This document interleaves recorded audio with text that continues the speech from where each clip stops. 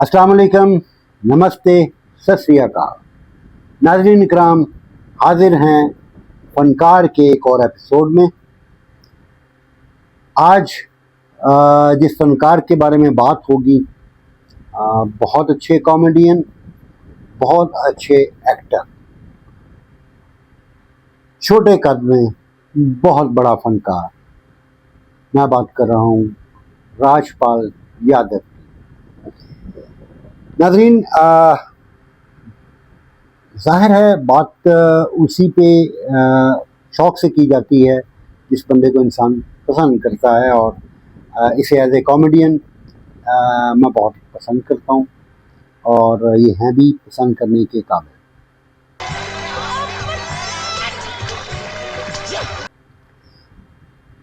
राजपाल यादव 1971 में पैदा हुए यूपी में, और वहीं पे इन्होंने अपना बचपन गुजारा। और उसके बाद ये शौक इनको शुरू से था। यूपी में भी ये छोटे मोटे थिएटर्स और नौटंकी और इस किस्म की चीज़ें वो किया करते थे। इन्होंने अपनी जब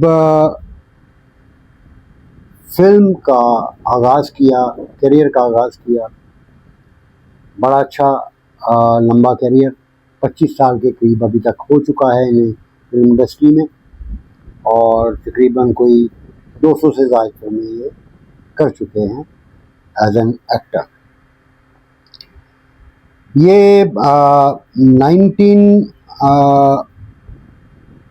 1994 के करीब 1994 में मुंबई आए, और इन्हें इनकी जो पहली फिल्म जो ऑफ़र हुई वो 1994 में थी।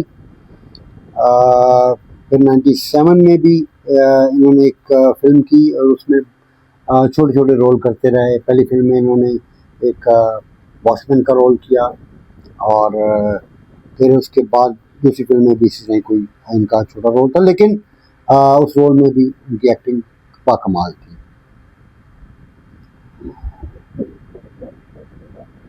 और फिर इन्होंने इंडियन टीवी दूरदर्शन, उसमें भी नजराना के नाम से कोई प्रोग्राम आता था, उसमें बड़ा छोटा मोटा रोल उसमें भी कर रखा है जी।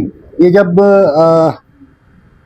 फिल्म इंडस्ट्री में आए तो इनको जो ब्रेक दिया वो दिया राम गोपाल वर्मा जी ने, बहुत अच्छे डायरेक्टर प्रोड्यूसर। उन्होंने देखा कि आर्टिस्ट वाकई ही आर्टिस्ट है, तो 1999 में उन्होंने दिल क्या करे और इस फिल्म की फिल्मों में इन्हें रोल्स दिए, और जो इनका जो रोल जो क्लिक हुआ और जिससे इन्हें एक ब्रेक थ्रू मिला, वो थी राम गोपाल वर्मा की ही फिल्म जंगल। 2000 में ये फिल्म आई, और इसमें इन्होंने एक विलन का रोल किया। स्टार्ट इनका विलन के रोल से हुआ, और वो रोल इन्होंने बहुत कमाल, बहुत अच्छा किया। इसके बाद जाहिर है कि सभी को पता चल गया कि एक अच्छे एक्टर हैं, उनको बहुत सी फिल्में ऑफर होनी शुरू हुई। एक दो फिल्मों में इन्होंने इसी तरह को नेगेटिव रोल किए, लेकिन फिर उस ट्रैक को इन्होंने छोड़ा। दो लफ्जों का छोटा नाम, लाइफ में दो इश्क का, क्रिकेट का गेम देखना और किसी का गेम बचाना। और ये आए कॉमेडी की तरफ, और इन्होंने मूवीज में कॉमेडी के जो किरदार हैं वो करना शुरू किए। मैं पेप्सी लेने आया था तो मैंने चखना देखा। इतने दिनों से बगैर चखने के दारू पी रहा था। रोज ग्रोसरी जाके मेरे लिए चखना लेके आना। और जब ये कॉमेडी में गो के पहले भी अच्छी एक्टिंग, बहुत अच्छी एक्टिंग थी, लेकिन जब ये कॉमेडी में आए तो इन्होंने कमाल कर दिया। बहुत बेहतरीन कॉमेडियन, बहुत बहुत बड़ी फिल्मों में इन्होंने तकरीबन हर बड़े आर्टिस्ट के साथ काम किया। और मज़े का काम किया, बहुत बहुत अच्छा काम किया। इन्होंने 2014 में एक हॉलीवुड की भी मूवी कर रखी है, उसमें भी बड़ा अच्छा रोल इन्होंने प्ले किया है। तो ये एक बहुत बड़ी बात है उनके लिए।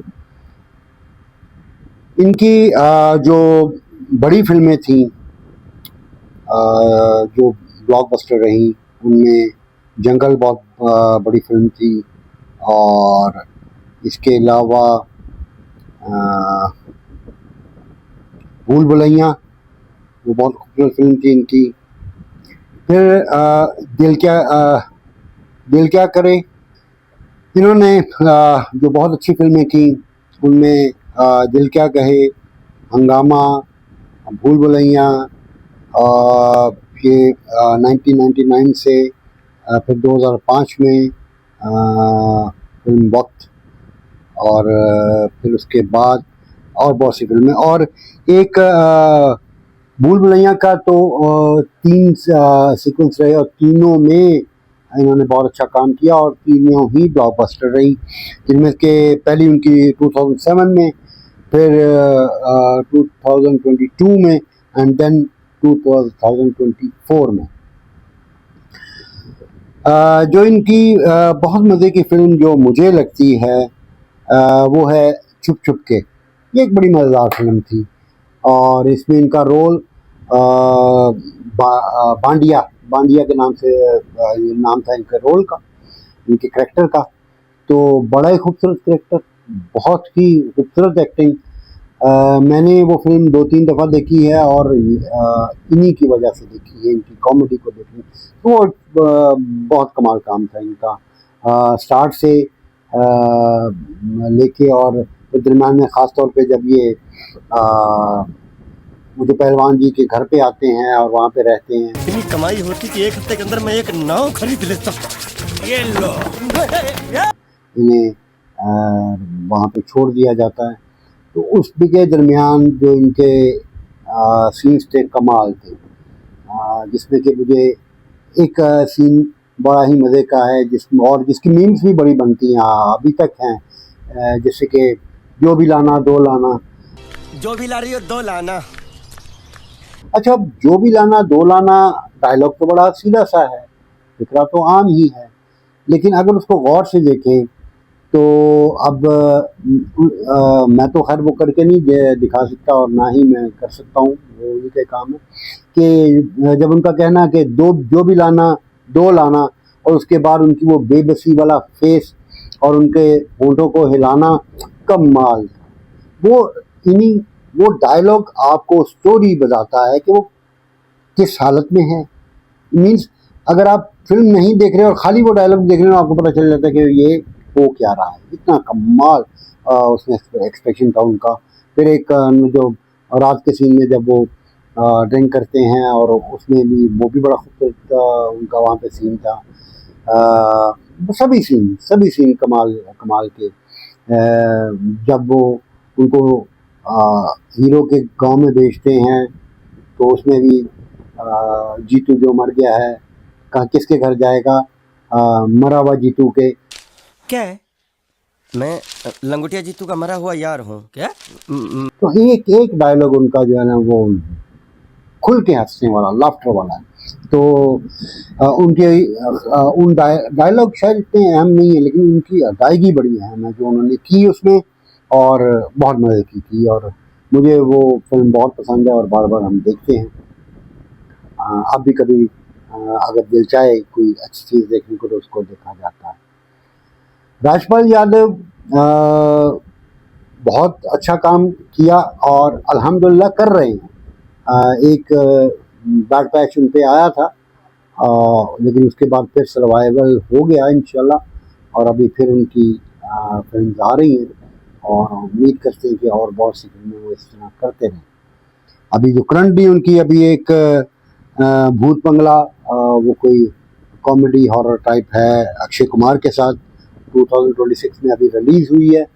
मैंने कभी तक वो नहीं देखी, लेकिन जाहिर है कि अक्षय कुमार और इनकी जो ना जोड़ी बड़ी अच्छी रहती है, और फिल्म अच्छी रहती है। एक वो करंटली अभी उनकी फिल्म आई है। बाकी रहा इनका वो दौर जिसमें बैड पैच आया था। हाँ जी, एक ज़ाहिर है जब आर्टिस्ट को थोड़ा काम शायद कम मिलना शुरू होता है तो वो उसके बाद क्योंकि उनकी लाइन फिल्म है तो वो जो भी करेंगे फिल्म इंडस्ट्री में रहते हुए करेंगे। मोस्टली आर्टिस्ट जो हैं वो फिर डायरेक्शन में आ जाते हैं, प्रोडक्शन में आ जाते हैं। तो राजपाल यादव हालांकि अब मैं नहीं समझता कि अभी वो इस पोजीशन में है कि उनको काम नहीं मिलेगा। तो इसी तरह उन्होंने भी सोचा कि मैं भी प्रोडक्शन में आऊँ और उन्होंने एक फिल्म जो बनाई है वो थी अता पता लापता। इस फिल्म को बनाने में ये 2018 में उन्होंने बनाई और इस बनाने में उनको कोई 5-1 करोड़ का शायद लोन लेना पड़ा, जो कि जिसमें उन्होंने चेक दे रखा था।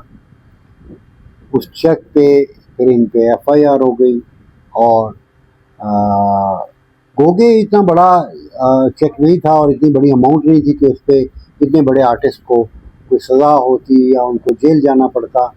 लेकिन कुछ थोड़ा सा अना का भी मसला है। तो बकौल राजपाल यादव के वो केस झूठा था और गलत था और गलत तरीके से उसको प्रेजेंट किया गया, इसलिए उन्होंने उसमें कह लें कि कोई ऐसी नीचे आने वाली या माफ़ी मांगने वाली बात नहीं की या उसको सेटल नहीं किया, जिसकी वजह से और फिर ज़ाहिर है कानूनी तकाज़े होते हैं और उनको अरेस्ट कर लिया गया और उन्होंने कुछ माह जेल में भी जाना पड़ा, क्योंकि एक बहुत ही तकलीफ देह बात है एक आर्टिस्ट के लिए और इतने बड़े आर्टिस्ट के लिए।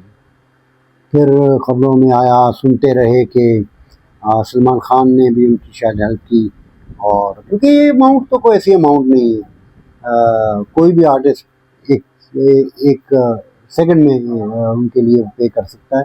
लेकिन ज़ाहिर है दरमियान में कुछ सिलसिले और होंगे, अमाउंट इतनी बड़ी नहीं थी। तो खैर वो पैच गुजर गया, मसाइल सेटल हो गए, अब वो फिर दोबारा इंडस्ट्री में हैं। अक्सर उनके इंटरव्यू सुनते रहते हैं और पढ़ा लिखा आदमी है, वैसे भी पढ़े हुए हैं और उन्होंने NSD से एक्टिंग का भी जो है वो तालीम ली हुई है। सो उस हवाले से ऐसा है कि उनका जब इंटरव्यू सुनते हैं तो बहुत सेंसेबल और बहुत अच्छे इंसान के तौर पे नज़र आते हैं।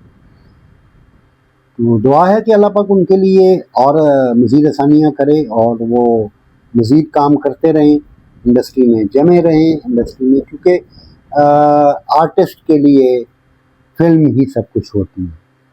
उन्होंने अपनी पूरी ज़िंदगी 25 साल इस फिल्म को दिए और आगे भी इंशाल्लाह वो फिल्म्स करते रहेंगे और हम लोगों को खुशियाँ बांटते रहेंगे। हम लोग मुंतज़िर हैं उनकी ये जो एक फिल्म आई है इसके लिए, जैसे ही आएगी। मैं आजकल फिल्म्स कुछ कम देख रहा हूँ, लेकिन जो मेरे फेवरेट आर्टिस्ट हैं उनकी फिल्म जरूर देखी जाती है, जैसे कि इंडियन पंजाब की फिल्में बड़े शौक़ से मैं देखता हूँ और जब भी आती तो इसी तरह राजपाल यादव की फिल्म या गोविंदा की फिल्म कोई आए तो मैं बड़े शौक़ से देखता हूँ और इस फिल्म का भी इंतज़ार रहेगा। अक्षय कुमार भी बहुत अच्छे आर्टिस्ट हैं, ज़ाहिर है कॉमेडी की उनकी बड़ी अच्छी सेंस है और बड़ी अच्छी टाइमिंग है, राजपाल यादव की भी। यकीनन दोनों में एक बहुत अच्छा काम हमें नज़र आएगा। तो उनके लिए दुआगो भी हैं और उनकी अच्छी अच्छी फिल्मों के लिए उम्मीद भी रखते हैं। तो ये उनका मुख्तसर सा सफ़र था जो कि उनकी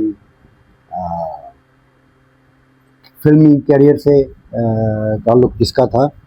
निजी ज़िंदगी में इनकी लव मैरिज हुई। इनकी जो वाइफ हैं वो ब्रॉड में थी और ये बाहर कहीं कोई फिल्म कनाडा में करने गए थे।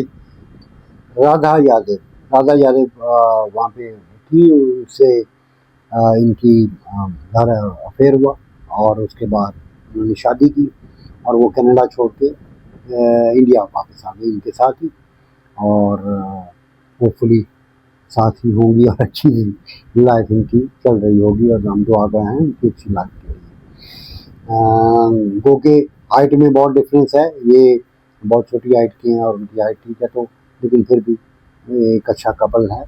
जो लोग मोहब्बत से प्यार से रहते हैं उनको उनकी उस कपल की खूबसूरती यही होती है।